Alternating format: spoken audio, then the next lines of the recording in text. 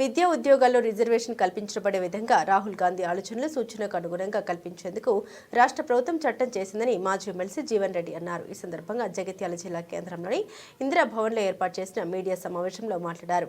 బలహీన వర్గాల జనాభా ప్రాతిపదికన 42% రిజర్వేషన్ అమలు చేయడం అన్ని రాజకీయ పార్టీలపై ఉందని అన్నారు. This can be limited only to the state or it can be extended to whole of the nation. ఇప్పుడు మీరు అన్నట్టు ఏదైతున్నదో ఇది ఒక రాష్ట్రానికి పరిమితమయ్యే విధంగా చేర్చబడటం ఒక అంశం. ఇప్పుడు తెలంగాణ రాష్ట్రం ఈ అంశం లేవనెత్తబడి చర్చకు మనం ప్రధానంగా ఇవాళ నడుస్తున్నది కాబట్టి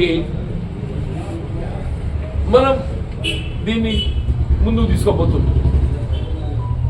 ఇది రాష్ట్రాలకే పరిమితం, ఒక్కొక్క రాష్ట్రానికే పరిమితం కాకుండా ఇప్పుడు ఏ విధంగా తమిళనాడుకే పరిమితమైందో ఒక తెలంగాణకే పరిమితం కాకుండా జాతీయ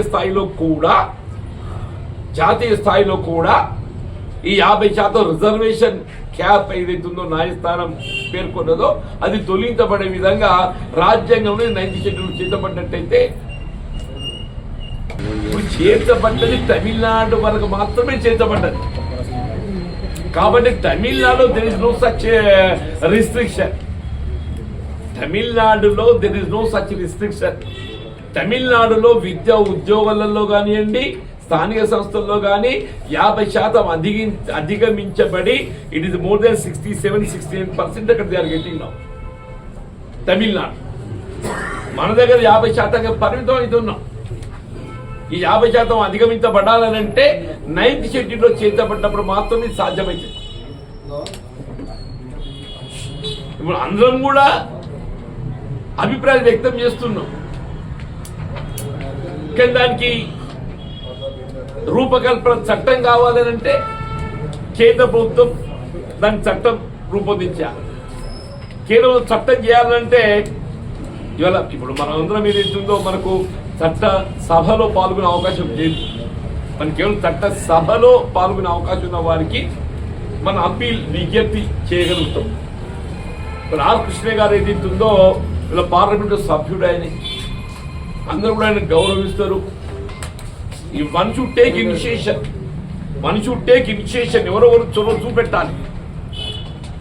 ఎవరో ఇక్కడ బలహీన వర్గాలు మనకు ఆ పర్సెంటేజ్ వస్తుంది, దాదాపు వస్తుంది. ఇప్పుడు గతంలో కూడా ఏది ఇస్తుందో దాదాపు వచ్చింది.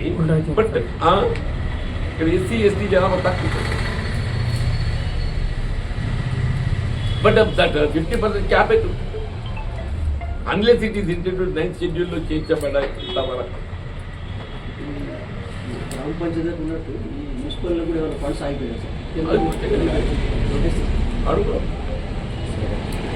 నేను అనుకుంటే పెట్టాల్సి వస్తుంది, పెడతారు మున్సిపాలిటీ. ఎక్కడ కూడా అన్నింటి కూడా గ్రాంట్స్ వస్తాయి మీకు. ఈవెన్ మండల్ జిల్లా పరిషత్ కూడా గ్రాంట్ వస్తుంది.